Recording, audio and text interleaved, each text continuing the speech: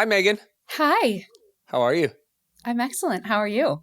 Good. Thanks for doing this. I'm I so know I've told you a lot about Pete, and I just thought it'd be fun to tell some stories. I'm so happy to help. So tell me, how did you get to know Pete?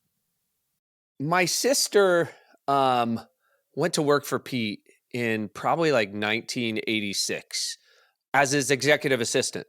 And yeah, I didn't, I heard stories. She would come home and share stories, but he had started this business called Cobra in the RV industry a couple years earlier. And it was this predecessor to what would become Forest River, the company I've told you that, Warren Buffett went on to buy. We bought a company called Forest River, run by a fellow named Pete Liegl. It's interesting. Pete was not an MBA type at all. He's a terrific guy. He built up a that that was not a statement. That was an observation.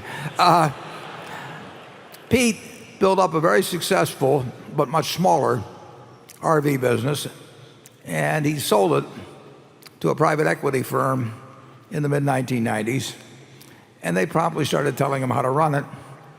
And he, very shortly thereafter, told them to go to hell. And not very long after that, it went broke, which is not an unusual. I would have predicted that. So Pete then bought it out of bankruptcy and rebuilt it, and then came to see me about 10 years ago.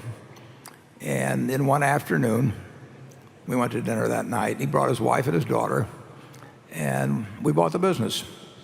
And he made me a couple of promises then. He's very limited as promises. I told him what I'd do. And we've lived happily ever after. I've never been to Forest River. It's based in Elkhart, Indiana. I hope it's there. I mean, maybe they're just making up these figures. you know, I can see that. Some guys say, what figures shall we send Warren this month? Ha ha ha. But, Pete does a terrific job of running the company. We made a deal at the time he came on incentive comp and base comp. He's never suggested a change. I've never suggested a change. He's built the company to where it'll do over, I think it'll do over $4 billion of business this year. I've probably had 3 or 4 phone calls with him in the whole time. It's his company, and he does a sensational job. I don't know about the Forest River situation in terms of how tough it is to go in to compete with him. I think it'd be tough to compete with Pete under any circumstances. His IT department for a $4 billion business consists of 6 people. He just knows what's going on in the place. And in fact, Pete sold this company, Cobra, to private equity, where you and I now work in 1992. It went bankrupt because he was like, these guys from New York are clueless. They don't know how to run a business. And he ultimately bought Cobra out of bankruptcy, and that became the base for what became Forest River, which is the largest RV company in the world. And he always said to me, during this period of time, he's like, those New York City private equity guys, they're all worthless. He's like, whatever you do in life, promise me that you won't become one of them. Right. And so I was looking to make some extra money during my sophomore year in high school. It's like 86 or 87. My family didn't have a lot of money. And so my sister introduced me to Pete, who was looking for kind of like a sidekick just to do all the things that he needed to get done. And it was a fast friendship and an adventurous couple of years. And I really describe myself I became his trusted sidekick. Everything from cleaning his boat to building spreadsheets.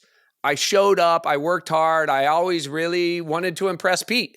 And I wanted his approval. And with that attitude and approach with Pete, you were able to learn a lot.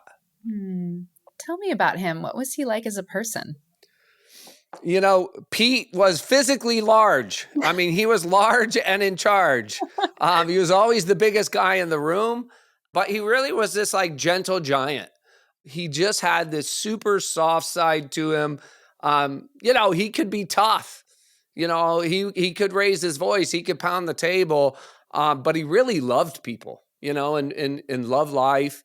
He was an industry legend. He was an iconoclast. He was a great leader. Like people wanted to follow this guy. He had just had a nose for it. He loved building teams. He loved charging people up. He was very innovative and entrepreneurial. He was funny. He was hard charging. Now I live in Silicon Valley. I see the world's greatest entrepreneurs building the world's biggest and most innovative tech companies. And I would say Pete had all the attributes of I've had the chance to work with Zuckerberg and Bezos, and Pete had every bit of the capability and the entrepreneurialism they had. And one of those key attributes is like Pete never accepted no. Like he was an optimist. He just he found his way to the answer yes. Like whether it was an engineering problem and building an RV, whether it was, growing the business, no matter what the challenge was, he's like, there has to be a way around this. And I think the greatest entrepreneurs in the world, they just suspend disbelief and they find their way to yes. Okay, so with someone that dynamic, charismatic, funny, you must have some amazing stories or pretty incredible examples of him getting to yes. Anything that you could Yeah, share? definitely. I mean, I'm 53 years old now, so this was a long time ago in my life.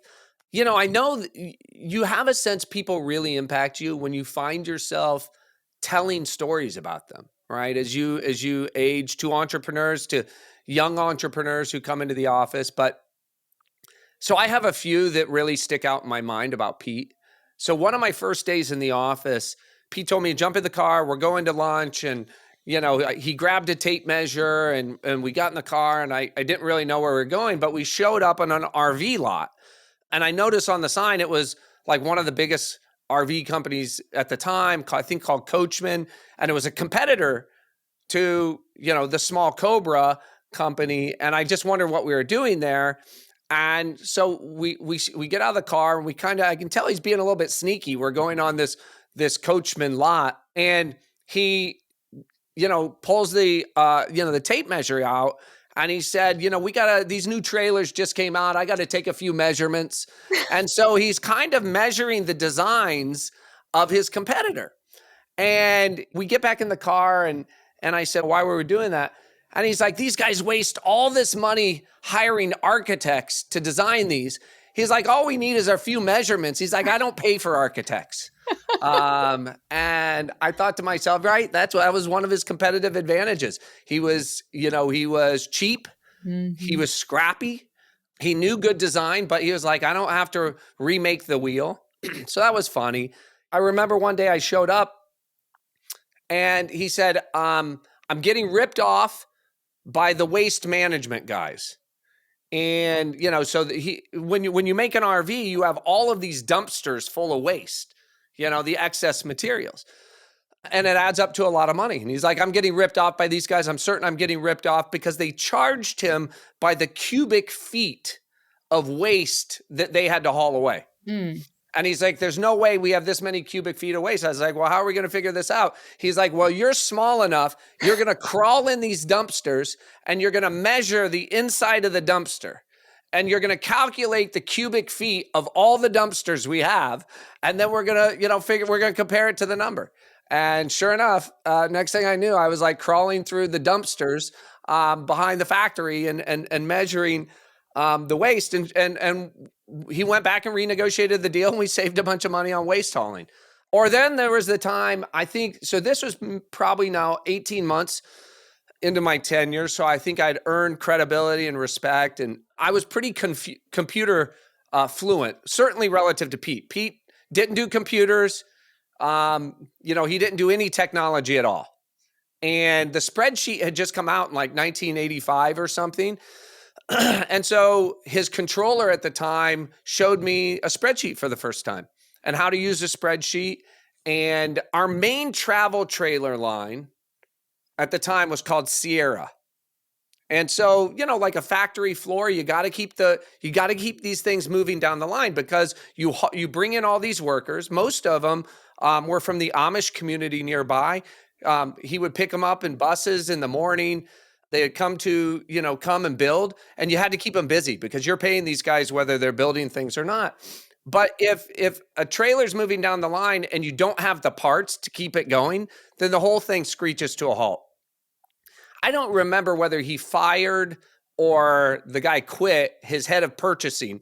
But think about this. This is the guy who sits in the booth overlooking the travel trailer line, and all of the parts suppliers come up into this booth and they sell you the things. So these could be screws or wood or fiberglass or refrigerators or air conditioners, whatever part. And there were like 200, I don't know how many parts, but a long list of parts that went into this. And he said, you're my new head of purchasing for the Sierra line. So I literally sat up in this booth and I was thrown into the fire to figure out how to make sure all the parts were there using this new spreadsheet I had just put together to make sure that the line kept moving. And soon enough, he had a full-time guy, and I was, just the sidekick helping that guy. But that was a real experience as well. So those are a few of the stories I remember. Wow. Those are incredible. So how about some final reflections as you think about back on your time with Pete? Yeah. Well, one, I think about Pete a lot. We stayed in touch for a long time. I remember when he sold the business to Berkshire Hathaway, I was so excited for him just to be able to, have a little break and to enjoy the fruits of what he's built. And, years later, I would go on to do my own deals with Warren Buffett and Berkshire Hathaway as a co-investor. And I remember when I was talking with my friend Ted Weschler, who works for Warren, and I said, I want you to tell him that I started my career with Pete Liegl. Like I learned from Pete Liegl. And I think that was instant credibility with Berkshire Hathaway. Pete was adored by Warren Buffett. And so I thought to myself, when I flew into Omaha from Elkhart, Indiana, where I was visiting my family. And I thought, what a kind of full circle moment for me, having started crawling through dumpsters for Pete and then ending up doing deals with Warren Buffett in Omaha. It's just, it was surreal. And like, I think a lot of the things I learned there, I went on to get my MBA from Harvard Business School. And I kind of look back at that time and think to myself, hell, I earned an MBA from Pete Liegl before I ever graduated from high school.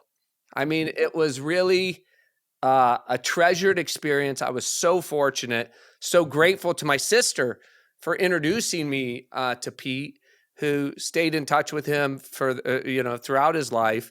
And so I've gone on to some success of my own, and I love the fact that when people ask me about my story, that I get to share how much Pete Liegl had an impact on my life early on. I'm super grateful. He'll be missed immensely by his family and his friends, and this just diaspora, this incredible community of people that Pete touched. And so thanks for helping me tell the story a little bit and capture it. I really just wanted to do it as an homage and tribute to my friend Pete. Well, he sounds like an amazing person. Having worked with you, I've heard you tell some of those stories. And as your partner, I can see how much he impacted you, because just in you talking about him, there's some attributes that you show in the business that were clearly impactful to the way that you built your own successful business. But I'm not crawling through any dumpsters, so please pass. And we're in the venture capital business. I kind of tell myself, that would have been okay with Pete. Yes. Because we're starting companies. If I was buying companies and wringing out costs and firing people, like he would have a real problem with that. But rest assured, I am not doing that. We're out here in Silicon Valley building the next generation of America's great companies. So really love that guy. Tribute to Pete and his family. Thanks.